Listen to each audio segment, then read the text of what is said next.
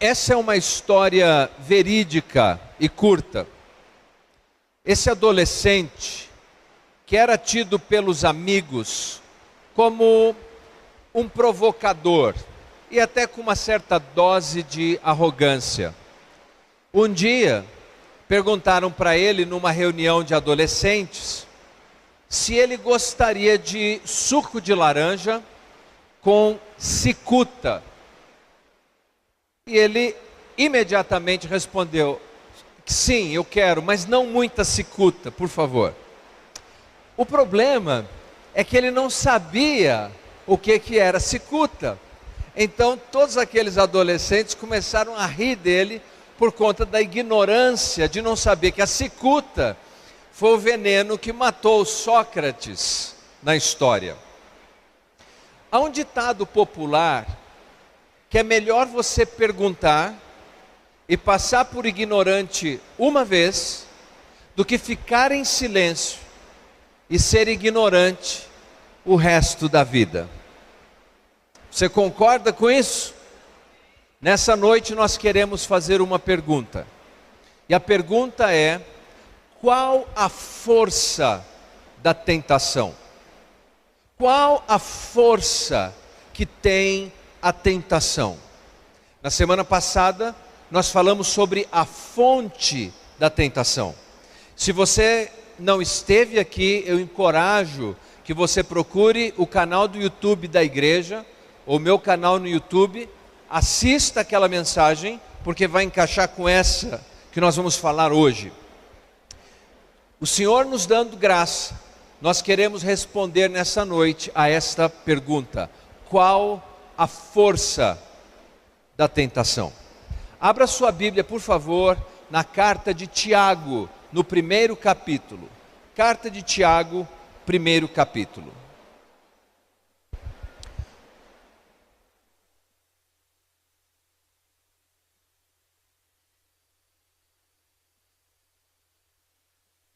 Você pode ligar o seu iPhone, o seu Galaxy, você pode ligar o seu Samsung, pode ligar o seu tablet, mas assim que você encontrar Tiago, capítulo 1, diga amém.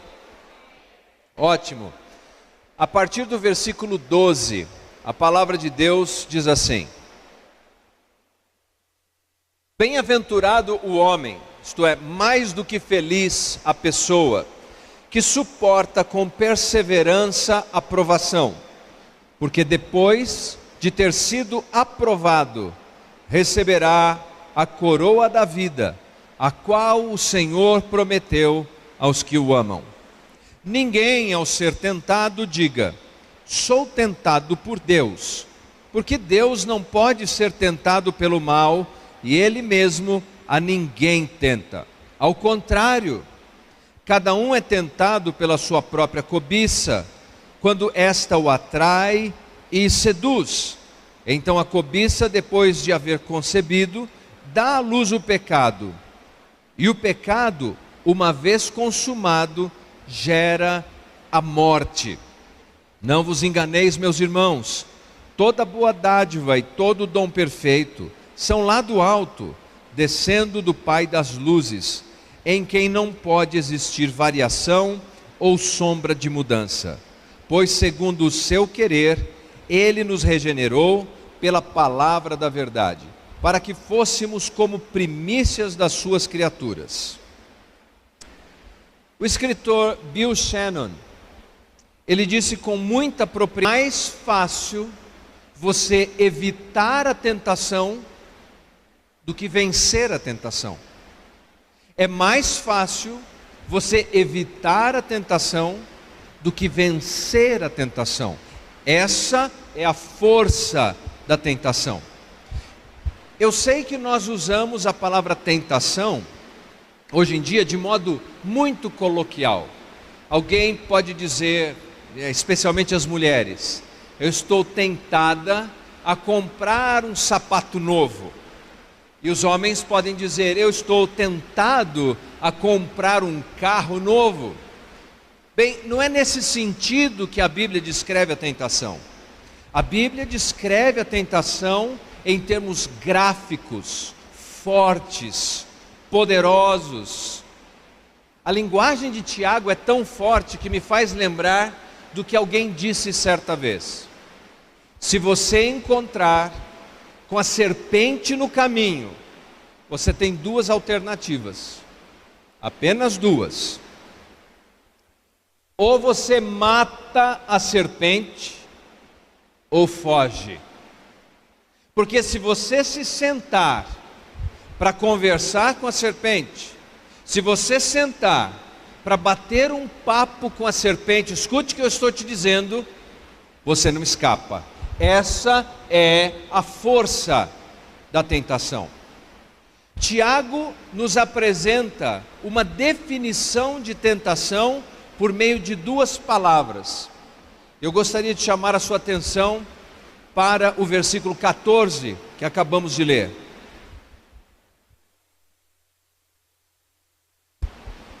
Ao contrário, bem, o que ele está fazendo é um contraste. Ele está dizendo que nenhum de nós deve afirmar que quando somos tentados por Deus. Ele diz: não, Deus não tenta ninguém, porque Deus não é tentado pelo mal. O mal, a impiedade, o pecado, a transgressão não atrai Deus em nenhum sentido.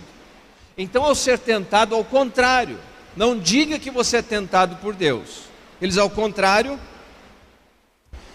cada um é tentado pela sua própria cobiça. A fonte da tentação está em nós.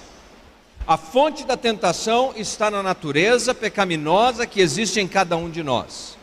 A fonte da tentação existe nessa canalice secreta que cada um de nós carrega. Ele diz, e ele prossegue e diz assim: quando esta o atrai e seduz. E aqui temos as duas palavras que descrevem ou definem a tentação: atração e sedução. A Nova Tradução na linguagem de hoje verte essas duas palavras assim: atrai e engana. A Almeida Revista Corrigida diz atraído e engodado. A Nova Versão Internacional e a Nova Versão Transformadora diz arrastado e seduzido. A língua do Novo Testamento é a língua grega.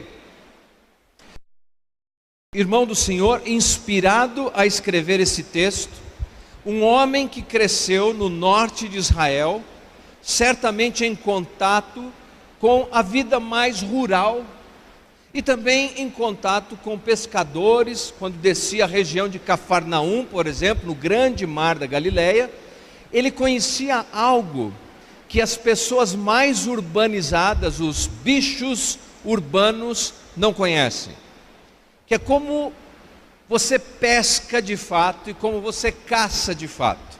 Aqueles que, como eu, estão aqui e são caipiras e vieram da roça, e tem muitos aqui que fazem pinta de gente urbana, mas cresceram na roça, a gente sabe, só pelo jeito de você pedir 2 pastéis de carne, a gente sabe.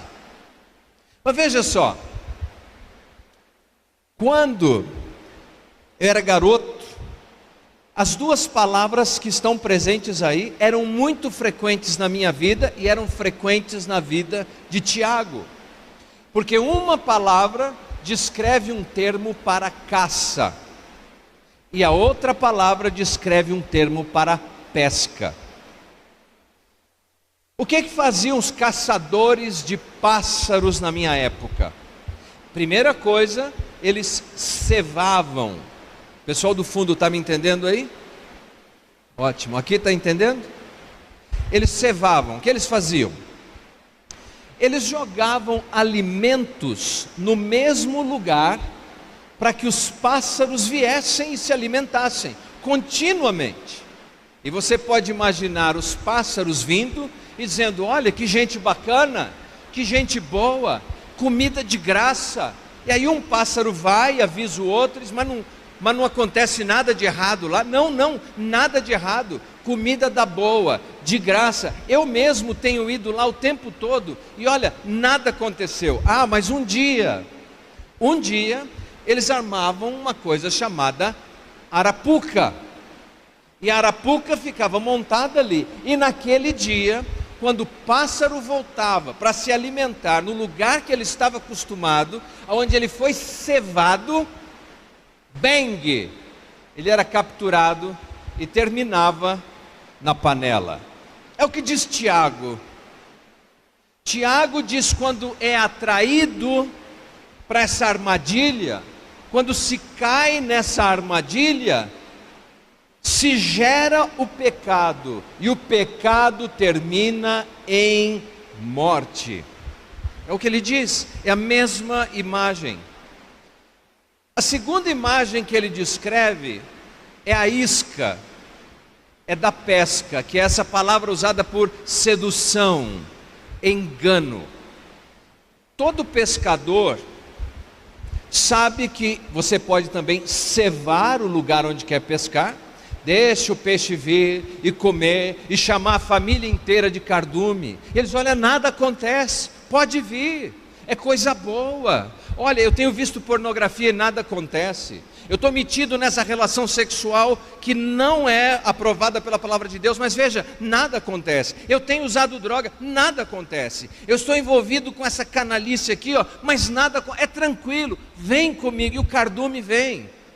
E aí ele vê ali, pode ser uma isca artificial ou uma isca natural, ali na água, esperando. E quando o peixe vem na direção, acreditando que aquilo vai saciar as suas necessidades mais básicas, mais profundas, um anzol lhe prende a boca. E onde ele termina? Na mesma panela que terminou o pássaro. Veja, isto é a força da tentação. Por quê? Se você colocar morango na ponta do anzol, você não pega peixe. Porque cada peixe tem uma isca certa, não é assim? E o que acontece é que cada um de nós é tentado pela sua própria cobiça. A armadilha em si não tem poder nenhum.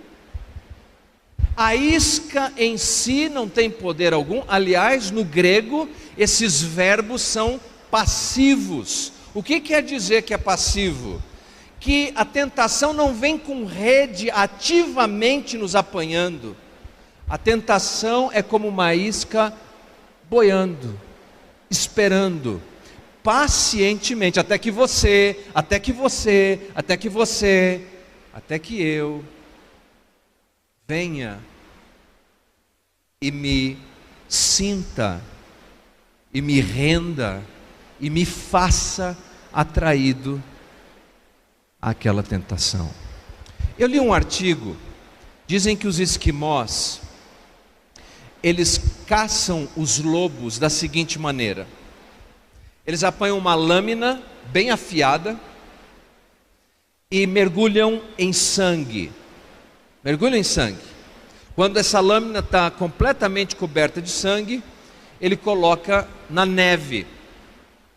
Com o frio, ela rapidamente congela. O sangue fica congelado, vira um picolézão de sangue. Bem, o lobo, porque carrega em si o instinto e o desejo de consumir o sangue, a presa, ele vai, por meio do olfato, do seu sentido, em direção àquela lâmina, e encontra a lâmina. E quando ele encontra, ele lambe. Quando ele lambe, como ela está gelada, a sua língua fica completamente amortecida, fica anestesiada. E anestesiado, e pelo prazer que ele está recebendo do sangue que está na lâmina, ele continua lambendo, enquanto ele próprio dilacera completamente a sua língua, e o lobo se vai e morre sangra até que a sua vida se consuma. Quem matou o lobo? A lâmina ou o próprio desejo dele? O seu instinto, a sua cobiça mais profunda. A isca não tem poder em si mesmo, mas veja a força de uma tentação. Veja a força de uma tentação. O apóstolo Paulo, quando vai escrever à igreja de Corinto, ele explica algo muito importante sobre essa atração. Na sua segunda carta, no capítulo 11, no versículo 14, o apóstolo Paulo está discutindo um problema sério que acontecia naqueles dias e acontece ainda hoje. O problema do falso profetismo e dos falsos mestres dentro da igreja de Jesus. Gente que não tem compromisso com o evangelho e quer ensinar mentiras às pessoas. E ali, o apóstolo diz o seguinte, que Satanás se transfigura, se transveste em anjo de luz. Essa é a força da tentação. A tentação sempre vem ao nosso encontro como algo convidativo, como algo atraente, como algo que parece bom, como algo que parece que vai ser a solução das nossas necessidades mais profundas. Ela nunca aparece claramente dizendo que tem um anzol, ou que é uma armadilha, e que o seu caminho invariavelmente nos levará à morte. No início do meu ministério, e foi um início muito desafiador, meu paletó listrado era de uma listra só. Olhou de frente um fio, virou de lado, sumiu.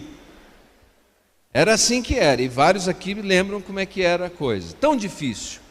E um dia, enquanto eu estava ali na pequena igreja em que eu era um pastor auxiliar, chegou numa tarde, eu fazia um plantão na igreja, chegou numa tarde um carro azul pavão. Bom, hoje eu sei, vai parecer carro alegórico, mas naquele dia não era. Com essa cor vibrante. Eu não entendo de carro e de modelo de carro, não posso te dizer qual era o modelo. Eu gosto de carro, entrar no carro, chegar no lugar que eu tenho que chegar, mas eu não tenho nenhuma fascinação por marca, modelo, nada disso, eu não entendo nada disso. Mas esse carro azul pavão parou lá na porta, e desceu um homem com um sapato brilhante, bem lustrado, elegantemente vestido, e veio conversar comigo. Ele disse assim: olha, eu ouvi falar de você, e eu faço parte de uma organização, eu não posso te dizer o nome aqui, porque eles estão gravando ali. E se apresentou como um doutor, e disse, e nós temos um plano para você. Nós vamos pagar todos os seus estudos, todos.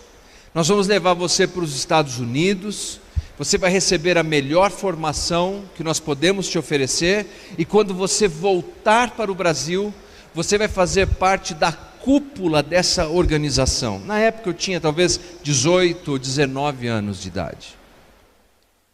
Quando ele me disse tudo isso, eu vi aquele carro azul pavão na porta, eu me lembrei imediatamente de Mateus capítulo 4, quando o diabo disse a Jesus: se prostrado me adorares. Eu disse: não, mas eu pergunto, vocês acham que eu me senti tentado? Vocês acham que eu me senti tentado? A força da tentação é que ela é como a atração para uma armadilha, é como uma isca para apanhar um peixe. A força da atração é porque ela vem travestida sempre de coisas que aparentemente são boas, porque o desejo em si mesmo não é mau. Não é ruim você sentir um desejo de crescer na vida, ou de crescer na sua carreira, ou de ter algum apetite sexual. Nenhum desses desejos são errados em si mesmos. Mas quando esse desejo se transforma numa cobiça. E quando essa cobiça te coloca numa posição em que você está disposto a fazer qualquer coisa para cumprir esse desejo, independente do que diz a palavra de Deus, você está sendo enredado pela força da tentação. Quais são os seus desejos? Quais são os seus desejos? E como você está respondendo a esses desejos? Bem, a Bíblia vai adiante e nos diz mais. A Bíblia nos fala da extensão da tentação. Onde é o limite disso? Aonde chega isso? Na primeira carta do apóstolo João, no capítulo 2, no versículo 16...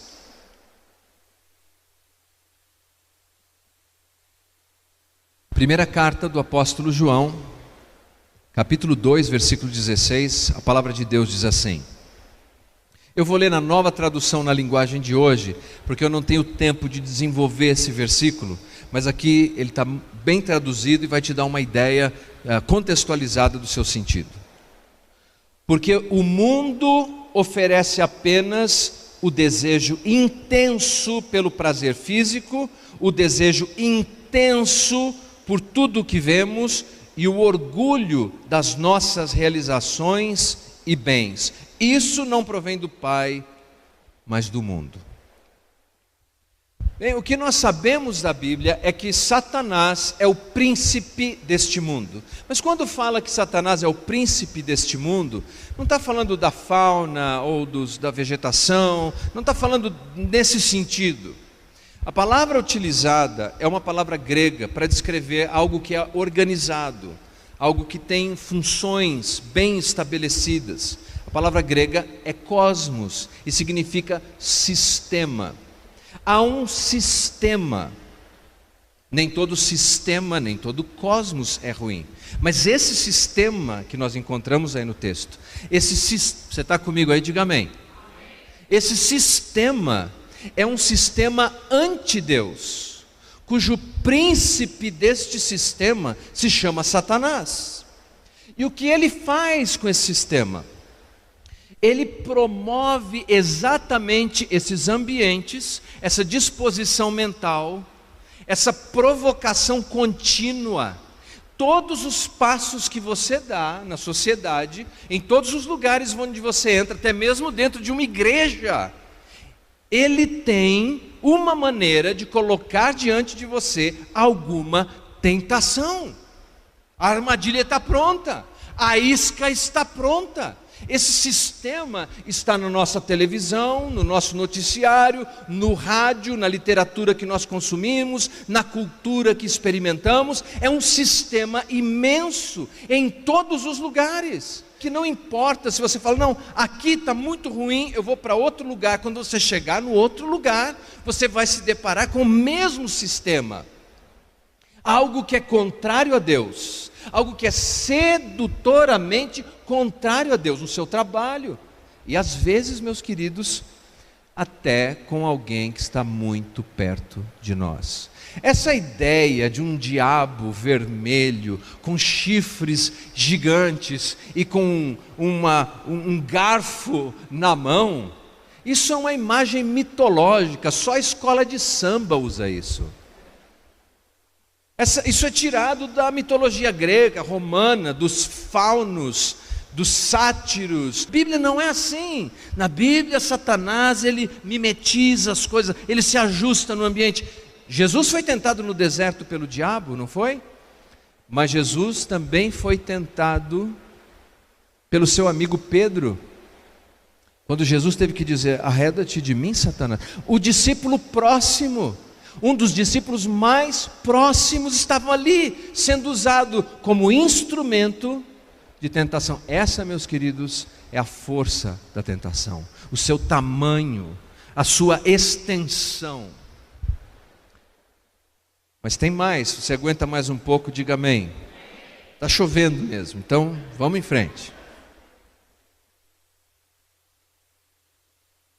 Nós temos na Bíblia a demonstração da tentação. E essa demonstração na Bíblia é feita não apenas por textos que nos dão fatos, mas por textos que nos dão história, textos que nos apresentam personagens que lidaram com a tentação e o que aconteceu com eles. Por exemplo, no livro de Isaías, no capítulo 14, e no livro de Ezequiel, capítulo 28, dois profetas de Deus, eles têm uma visão extraordinária, e a maioria dos estudiosos concordam que a aplicação desse texto não descreve apenas reis humanos, mas descreve uma criatura extraordinária que Deus fez, que se chamava Lúcifer.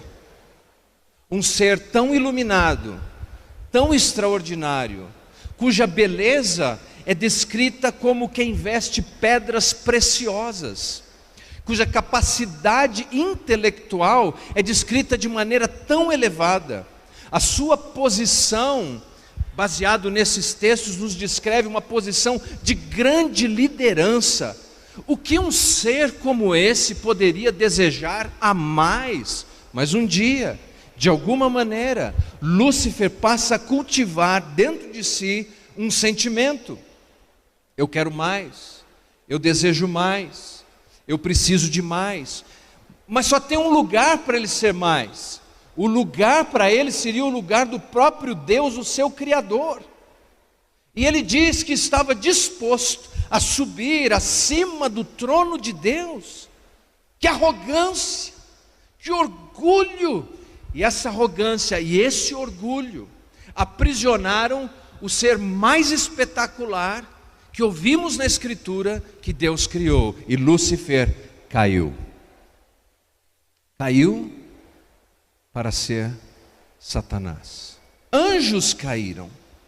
A Bíblia diz que anjos que caíram, Deus os reservou em algemas eternas. A Bíblia nos conta no primeiro livro do Gênesis a história da primeira estirpe humana, o primeiro casal, Adão e Eva. Eles viviam num ambiente paradisíaco. Eles não tinham que pagar imposto, eles não tinham cansaço, eles trabalhavam, mas eles não tinham cansaço. Eles tinham uma variedade imensa de coisas que eles podiam consumir. Deus diz: podem comer livremente de todas as árvores do jardim.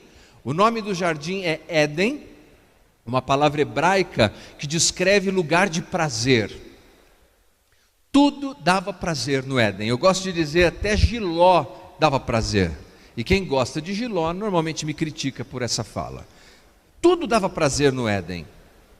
Mas quando foram submetidos à tentação, o que eles poderiam desejar a mais? Eles tinham um ao outro, eles tinham a bênção de Deus sobre a sua vida, eles tinham todo aquele jardim para desfrutar, mas eles quiseram mais e mais, e caíram na tentação. Apesar de toda a capacidade intelectual, apesar da sua posição extraordinária, eles caíram.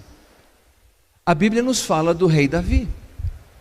Rei Davi é descrito como um homem segundo o coração de Deus. Ele era um pastor de ovelhas, e um pastor que, sinceramente, me parece que ele estava tão excluído dos ideais familiares, porque nem o pai não lembrava dele na hora de apresentar para o profeta.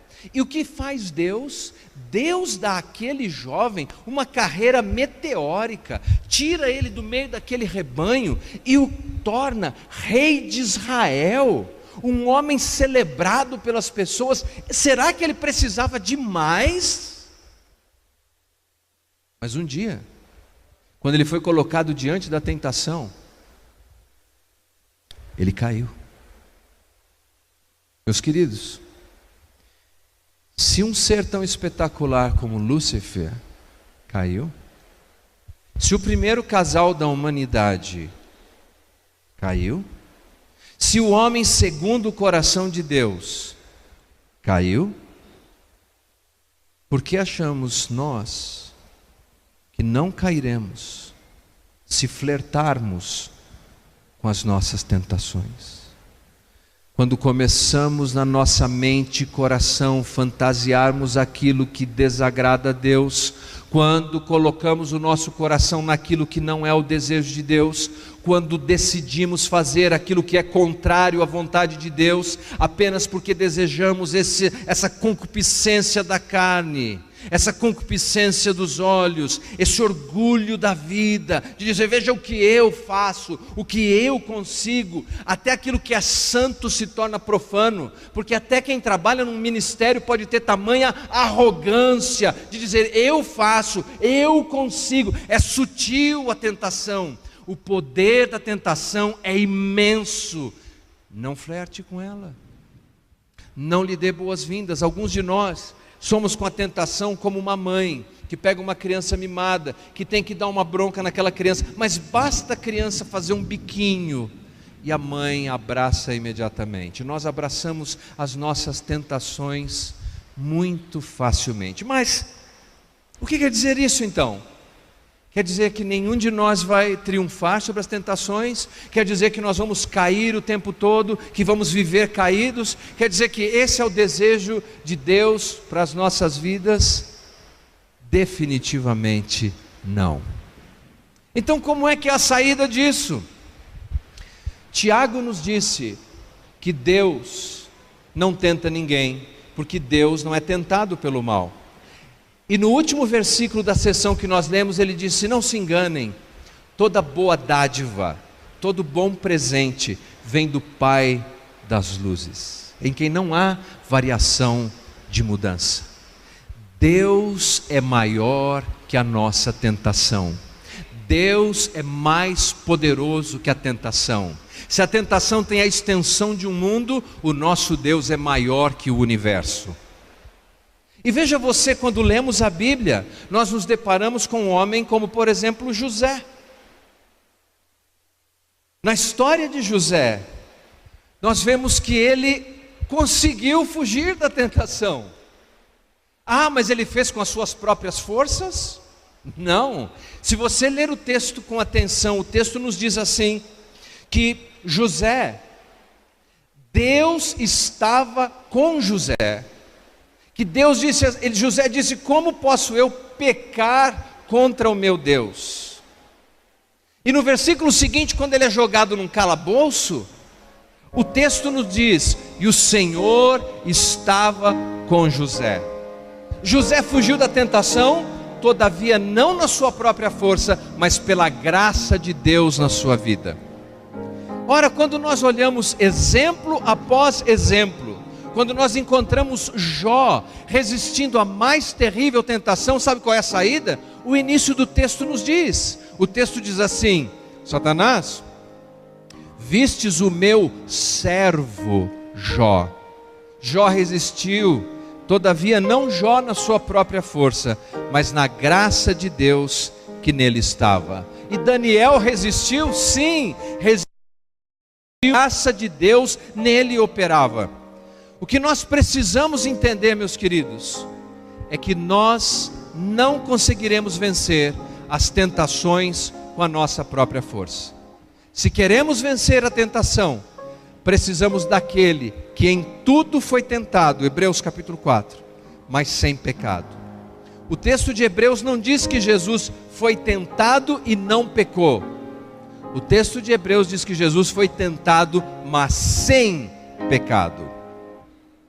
Jesus não tem pecado em si, nenhuma inclinação para o mal, e por essa razão Ele consegue nos definir exatamente qual é o risco de uma tentação e como podemos nos livrar dela. Mais do que isso, alguém poderia dizer: mas Jesus não é pecador como eu, então Ele não sabe o que eu enfrento. Ele não sabe? Ele não sabe?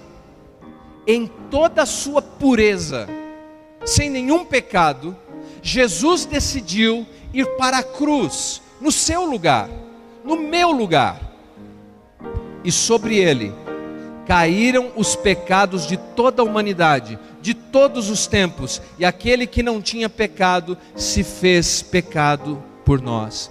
Se tem alguém que conhece o que é tentação, esse alguém é Jesus. Se tem alguém que conhece quais são os danos terríveis do pecado, esse alguém é Jesus. E é esse Jesus que diz que se compadece de nós. Por isso Ele nos ensinou, na oração do Pai Nosso, Ele ensinou-nos a pedir: não nos deixes cair em tentação. precisamos daquele que é imune ao pecado para que nos ajude. O apóstolo Paulo, escrevendo à igreja da Galácia, na sua carta aos Gálatas, ele disse: andai no Espírito de Deus, e jamais satisfareis as concupiscências da carne. Veja, Deus é a fonte, Deus é o nosso socorro. Se você está vivendo uma tentação, agarre-se em Deus, busque a Deus, clame a Deus, Ele te ajudará. Ele está presente aqui nessa noite, para ajudar você, para me ajudar, para a gente vencer a nossa tentação. Não precisamos vencer na nossa força. Aliás, me permita dizer, é impossível vencer com a nossa própria força. Alguém talvez diria: então por que eu estou perdendo? Sabe por quê? Porque algumas vezes nós desejamos mais o nosso pecado do que desejamos o livramento de Deus. Carta de Paulo aos Romanos nos diz que Deus entregou aos homens as suas concupiscências, aos seus desejos malignos, porque eles detiveram a verdade de Deus. Mas você quer ser livre? Você quer ser livre? Você deseja ser livre? Você deseja vencer a tentação? É possível. Eu desejo. Com a graça de Deus. Com a graça de Deus, nós podemos vencer. Vamos ficar em pé.